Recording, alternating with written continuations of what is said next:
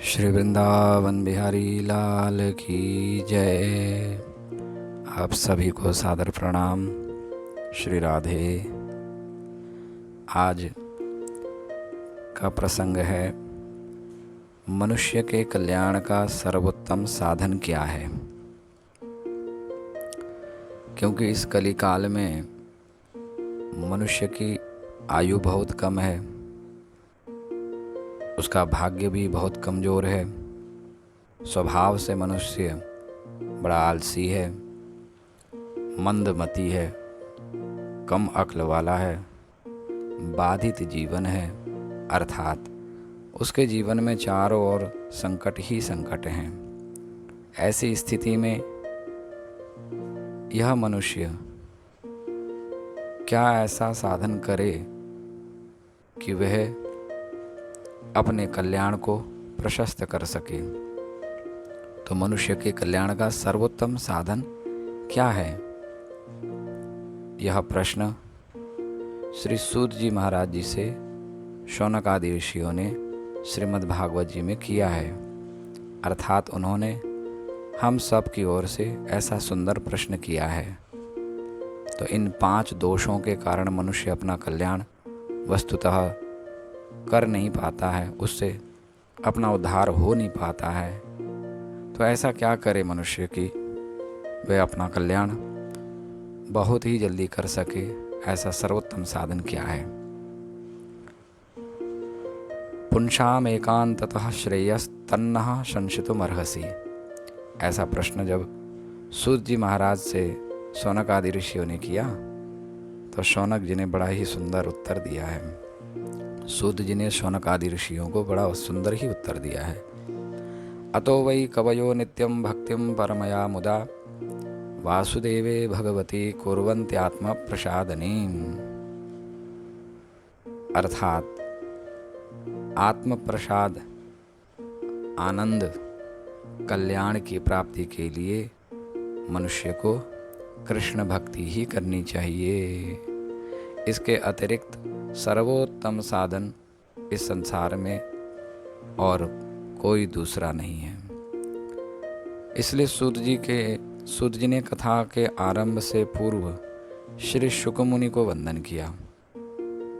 श्रीमद् भागवत जी में जब कथा को प्रारंभ किया गया है, उससे पूर्व सूत जी महाराज ने शुकदेव जी को वंदन किया, क्योंकि वे श्री कृष्ण के प्यारे हैं, लाडले हैं। अतः वे सदैव ब्रह्मानंद में निमग्न रहते हैं। जो श्री कृष्ण का प्रिय है वह श्री राधा रानी को प्रिय है, और जो राधा रानी का प्रिय है वह श्री कृष्ण का प्रिय है, और जो दोनों का प्रिय हो वह संपूर्ण जगत का प्रिय बन जाता है। श्रीमद् भागवत जी में वेद व्यास जी की रचना होने के बाद भी श्री शुकदेव जी के संबंध से अधिक पूजनीय हो गई। यह जो श्रीमद् भागवत जी हैं, इनकी रचना वेद व्यास जी ने की है, लेकिन वेद व्यास जी के द्वारा प्रणीत होने के उपरांत भी, उनकी रचना होने के उपरांत भी भागवत जी को जो अत्यंत श्रेय मिला, वह श्रेय मिला शुकदेव जी के संयोग से। शुकदेव जी ने जब श्रीमद् भागवत जी का अध्ययन किया और अपने मुख से जब भागवत जी का गायन किया है, तो भागवत जी की महिमा और ज़्यादा बढ़ गई, वे और पूजनीय हो गई। क्योंकि श्री कृष्ण के लाडले होने के कारण, श्री कृष्ण भक्ति की प्रधानता होने के कारण श्री शुकदेव जी एवं उनके संबंध से श्रीमद् भागवत जी संपूर्ण जगत के कल्याण के कारक बन गए। गर्ग संहिता में श्री शुकदेव जी का एक सुंदर चरित्र मिलता है। वहाँ ऐसा वर्णन आता है कि ये शुकदेव जी श्री राधा रानी द्वारा पालित लीला शुक थे। गोलोक धाम में श्री राधा रानी जी ने एक छोटा सा शुक शावक पाला हुआ था। ये शुक शावक कोई और नहीं, साक्षात सुखदेव जी महाराज ही थे। छोटा सा तोते का बच्चा ये शुकदेव जी राधा रानी के गोलोक धाम में, उनके महल में विचरण करते थे, उनके लीला में सहभागी होते थे और सदैव ही कृष्ण नाम का उच्चारण किया करते थे। कृष्ण श्री कृष्ण श्री कृष्ण श्री कृष्ण। तो कृष्ण कृष्ण का उच्चारण करते, क्योंकि राधा रानी भी स्वयं कृष्ण नाम का जाप करती थी। तो शुकदेव जी राधा रानी के मुख से जो श्री कृष्ण का नाम उच्चारण सुनते तो वह सुन करके उसको कंठस्थ कर लेते और राधा रानी के सन्मुख श्री कृष्ण श्री कृष्ण श्री कृष्ण इस नाम का उच्चारण करते। राधा रानी को बड़ा ही आनंद आता। जब ये लीलाशुक उड़ करके ठाकुर जी के भवन में पहुंचते तो वहाँ पहुंच करके जब श्री कृष्ण श्री कृष्ण श्री कृष्ण इस नाम का उच्चारण करते तो ठाकुर जी कहते कि हे शुक, तुम मेरा नाम का उच्चारण मत किया करो। तुम जब भी मेरे पास आओ तो श्री राधा श्री राधा श्री राधा इस नाम का उच्चारण किया करो। और शुक को तो जो पढ़ाया जाता है वह उसी के अनुसार ही बोलने लगता है। जैसा पढ़ाया जाता है शुक को, एक तोते के बच्चे को, तो वैसा ही बोलने लगता है। तो शुकदेव जी महाराज जब राधा रानी के भवन में पुनः जाते तो वहाँ जाने पर श्री राधा श्री राधा श्री राधा इस प्रकार राधा रानी के नाम का उच्चारण करते। राधा रानी कहती कि मेरे नाम का उच्चारण मत किया करो, तुम श्री कृष्ण के नाम का उच्चारण किया करो। मुझे बड़ा अच्छा लगता है उनके नाम का उच्चारण श्रवण करना। तो लीलाशुक राधा रानी के कहने पर पुनः श्री कृष्ण श्री कृष्ण श्री कृष्ण ऐसे नाम का जाप किया करते। अब जब ठाकुर जी के भवन में जाते तो वहाँ पहुँचने पर फिर ठाकुर जी के कहने पर वे श्री राधा श्री राधा श्री राधा नाम का जाप करते। पुनः जब राधा रानी के भवन में आते तो पुनः श्री राधा श्री राधा श्री राधा करते, क्योंकि ठाकुर जी ने यही सिखाया उनको। तो एक दिन राधा रानी नाराज़ हो गई शुकदेव जी से, बोली कि आज के बाद यदि तुमने मेरे नाम का उच्चारण किया तो तुम्हें 6 महीने की समाधि लग जाएगी। इस प्रकार से जब राधा रानी ने कहा तो शुकदेव जी महाराज ने फिर उसके बाद राधा नाम का उच्चारण नहीं किया, केवल श्री कृष्ण श्री कृष्ण श्री कृष्ण। इसलिए संत महात्मा जन भी कहते हैं कि भागवत जी में कहीं भी प्रत्यक्ष रूप से श्री राधा रानी के नाम का उच्चारण नहीं मिलता है। अनयाराधितो नूनम, अथवा तो किसी संकेत द्वारा गोपी का संकेत दे करके, इस प्रकार से आदि आदि संकेतों के माध्यम से ही वहाँ श्री राधा रानी के नाम का जिक्र किया गया है। वस्तुतः प्रत्यक्ष रूप से राधा नाम का उल्लेख भागवत जी में नहीं मिलता है। इसका मूल कारण यही है कि शुकदेव जी महाराज जी को जो श्री राधा रानी ने कठोर वचन कहे थे, एक प्रकार से उनको संकेत दिया था कि आगे यदि तुमने मेरे नाम का उच्चारण किया तो तुम भाव समाधि में चले जाओगे। इस प्रकार से शुकदेव जी ने जान करके किसी भी प्रसंग में श्री राधा रानी के नाम का उच्चारण नहीं किया, कृष्ण नाम का ही उच्चारण किया है, क्योंकि श्री राधा रानी को श्री कृष्ण का नाम अत्यंत प्रिय है। और जो जीव श्री कृष्ण के नाम का उच्चारण करता है उसके ऊपर श्री राधा रानी की अत्यंत ही कृपा बरसती है। तो कहने का भाव यह है कि यह जो छोटा सा प्रसंग है, इस लघु चरित्र से, इस प्रसंग से यह संकेत दिया गया है कि आत्मकल्याण का अर्थात आनंद की प्राप्ति का जो मूल मंत्र है वह है कृष्ण भक्ति। शुकदेव जी महाराज जब लीला शुक रहे हैं गोलोक धाम में तो उस समय भी इनको आनंद की प्राप्ति हुई, इनका कल्याण ही हुआ, क्योंकि श्री कृष्ण के लाडले थे, श्री राधा रानी के लाडले थे। जो श्री कृष्ण का भक्त है वह राधा रानी का लाडला, और जो राधा रानी का भक्त है वह कृष्ण का लाडला। अतः जो दोनों का भक्त हो तो फिर जगत के लिए वह वंदनीय हो जाता है, वह जगत का लाडला हो जाता है, जगत प्रिय बन जाता है। इसलिए आज शुकदेव जी की वाणी सबके घर घर में विराजमान है, सबके कंठ में विराजमान है, सबके हृदय में विराजमान है। और सुखदेव जी की वाणी को श्रवण करने से जीव का कल्याण हो जाता है। अर्थात भागवत जी को श्रवण करने से, भागवत जी का गायन करने से जब जीव का कल्याण संभव है, तो यहाँ संकेत यह मिलता है कि जो भी जीव भगवान श्री कृष्ण की भक्ति करेगा उसको जीवन में अवश्य ही आनंद की प्राप्ति होगी, उसका कल्याण निश्चित रूप से निहित है। इसीलिए यहाँ संकेत दिया कि यदि अपना कल्याण चाहते हो तो जैसे सुखदेव जी ने श्री कृष्ण की भक्ति की है, इसी प्रकार से तुम भी अगर यदि अपना कल्याण चाहते हो तो श्री कृष्ण की भक्ति करो। कृष्ण की भक्ति के फलस्वरूप तुम्हारा तो कल्याण होगा ही, तुम्हारे साथ जिसका संबंध होगा उसका भी कल्याण होगा। सुखदेव जी के साथ परीक्षित जी का संबंध था तो परीक्षित जी का कल्याण हो गया। इसी प्रकार सुखदेव जी के साथ जिनका भी संबंध था उन सब का कल्याण हुआ। तो जीव के कल्याण का प्रमुख साधन जो यहाँ संकेत किया गया है वह है कृष्ण भक्ति। आगे प्रसंग में चलेंगे तो वहीं सुखदेव जी के वंदन के बाद सूत जी महाराज ने नर नारायण भगवान को वंदन किया है। भागवत जी के चतुर्थ श्लोक में नर नारायण भगवान को वंदन करते हुए श्री सूत जी महाराज जी ने कहा, नारायणं नमस्कृत्य नरं चैव नरोत्तमं देवीं सरस्वतीं व्यासं ततो जयमुदीरयेत्।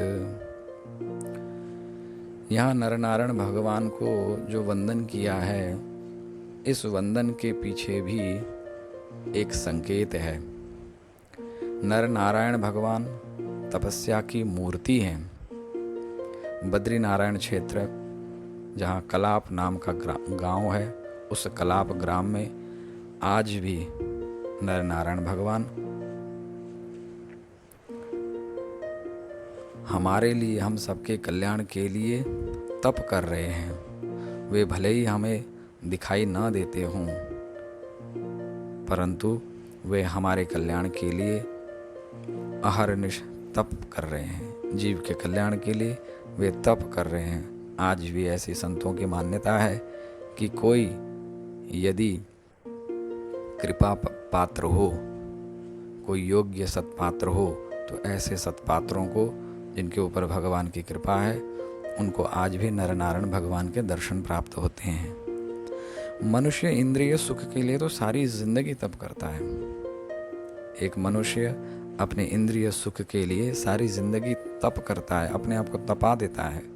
सुबह से रात भोगों की प्राप्ति के लिए अपने को कष्ट देता रहता है। व्यवहार में एकाग्रता रखता है, अपने हिसाब में कोई गड़बड़ी नहीं करता, लेकिन आत्म सुख परमार्थ चिंतन में गड़बड़ी करता है। रुचि नहीं लेता, थोड़ा सा भी कष्ट नहीं उठाता, प्रमाद करता है। संसार का मजा लेने के चक्कर में असली काम भजन को ही छोड़ देता है। संसार का बोझ तो हंसते हंसते उठाता है, लेकिन भगवान का भजन करने में 100 बहाने लगाता है। कहता है हमारा मन ही नहीं लगता। अरे जब तू लगाना ही नहीं चाहता तो लगेगा कैसे? मन तो तब लगेगा जब तू लगाना चाहेगा। फिर कहता है कि समय नहीं मिलता। अच्छा, बीवी बच्चों के लिए, पड़ोसियों के लिए, संसार के लिए तो समय है, लेकिन भगवान के लिए समय नहीं है। फिर कहता है कि ये तो फर्ज है, निभाना ही पड़ेगा। जो तुझे नरक में ठेलेंगे वो तो फर्ज है, और जो तुझे पार लगाएगा वो अनर्थ है। यही मनुष्य की सबसे बड़ी भूल है। अनर्थ को छोड़ना नहीं चाहता और अर्थ को पकड़ना नहीं चाहता। इसका कारण है स्त्री, पुत्र, पति, कुटुंब की चमड़ी और दमड़ी से मिलने वाला अनर्थकारी, विकारी, क्षणिक सुख, जिसके पीछे सारा जीवन दांव पर लगाने को तैयार हो जाता है, लेकिन थोड़ा सा भी समय परमात्मा के लिए देने में बिल्कुल तैयार नहीं होता। जबरदस्ती अपने गले में अपने ही हाथों से मोह की जंजीर डालकर झूलता हुआ यह मनुष्य इतना दुख भोगने के बाद भी इस जंजीर से छूटने का यत्न नहीं करता। यही सबसे बड़ी भूल है, यही सबसे बड़ा आश्चर्य है। परिवार, संसार का मोह प्रतिष्ठा का लोभ एवं अपनों को खोने का भय, भविष्य की चिंता, चाहे वह अपनी हो अथवा अपनों की, शायद इसी विवशता के कारण यह मंदमती विलासी मनुष्य व्यवहार में इनसे दूरियां बनाना नहीं चाहता। जब तक संसार और अपनी फिक्र रहेगी, संसार का सुख भोगने की लालसा थोड़ी सी भी मन में रहेगी, ऐसा कामी एवं विलासी मनुष्य कितना भी बड़ा पंडित हो, ज्ञानी हो, योगी हो, साधक हो, वह भगवान का भजन कभी नहीं कर सकता। नपुंसक और कायर कभी भी मैदान में नहीं उतर सकते। भजन का मार्ग, आनंद का पथ वीर पुरुषों का पथ है। जिसके जीवन में संयम, त्याग वृत्ति एवं वैराग्य की प्रधानता नहीं है, उसे कभी भी अमृत रस, इस आनंद रस की प्राप्ति नहीं हो सकती। वह तो पशु की तरह ही जीवन भर बोझ उठाता रहेगा और दुख भोगता ही रहेगा। इसलिए नर नारायण भगवान ने एक संकेत और दिया कि जिसे जीवन में परमानंद चाहिए, उसे विषय सुख का त्याग करते हुए कठोर तप करना ही पड़ेगा। इसलिए नर नारायण बद्रीनाथ क्षेत्र में तप करते हैं। स्वयं बद्रीनाथ भगवान भी पद्मासन में तप की मुद्रा में बैठे हुए हैं। प्रायः सभी देवी देवता खड़े मुद्रा में दिखाई देते हैं। मंदिरों में आप जाएंगे तो प्रायः देखेंगे कि जितने भी मंदिरों में देवी देवता हैं, प्रायः खड़े मुद्रा में दिखे जाते हैं और अपने अपने परिवार के साथ देखे जाते हैं, यथा राम जानकी परिवार, राधा कृष्ण परिवार, शिव परिवार आदि। लेकिन बद्रीनाथ में आप दर्शन करने जाएंगे तो लक्ष्मी माता बाहर ही विराजमान हैं और भगवान अंदर अकेले तप मुद्रा में बैठे हैं। अर्थात भगवान कहते हैं कि भजन करने के लिए, तप करने के लिए संसार के व्यवहार से अलग रहना ही पड़ेगा। थोड़ा सा अपने को संसार के व्यवहार से अलग रखना ही पड़ेगा। जो ज़्यादा सांसारिक व्यवहार में उलझा होगा, उससे भजन होगा ही नहीं। अतः व्यवहार को समेटते जाओ, भजन को बढ़ाते जाओ। मनुष्य का कल्याण रुपए, पैसे, मकान, दुकान, मान सम्मान, झूठा अभिमान, इसमें नहीं, केवल भगवान के भजन में ही इसका कल्याण निहित है। बाहर की आंखें बंद करके अंदर की आंखें खोलो। अब बाहर का सुनना बंद करो, अंदर की सुनो। बाहर दौड़ना बंद करो, अंदर की यात्रा प्रारंभ कर दो। सब कुछ तुम्हारे भीतर ही है। अपने विचारों से दरिद्र मत बनो। तुम महान हो, आनंद पुत्र हो, सदा आनंद में ही रहो। अपने को संसार एवं व्यवहार का गुलाम मत बनाओ। संसार के सबसे बड़े बादशाह जगत गुरु भगवान श्री कृष्णचंद्र, भगवान जगन्नाथ की संतान होकर अनाथ की तरह दरिद्र बनकर दर दर भटकते हो, यह तुम्हें शोभा नहीं देता। जीव का कल्याण इसी में है कि वह भगवान का बनकर रहे और भगवान के लिए ही जिए। अतः भगवान का भजन करो, जीवन को बर्बाद मत करो, जीवन को बर्बाद मत करो। तो यह संकेत भागवत जी के मंगलाचरण में ग्रंथ के रचनाकार ने दिया है कि जीव का परम कल्याण इसी में निहित है कि वह केवल कृष्ण भक्ति करे, वह भगवान का भजन करे। इसके अतिरिक्त अत्यंत उत्तम साधन कुछ भी नहीं है इस संसार में। अतः श्री कृष्ण का भजन करें, भजन करें, भजन करें। इन्हीं भाव के साथ आज के प्रसंग को यहीं विराम देते हुए आप सभी को पुनः जय जय श्री राधे, जय जय श्री राधे, जय जय श्री राधे।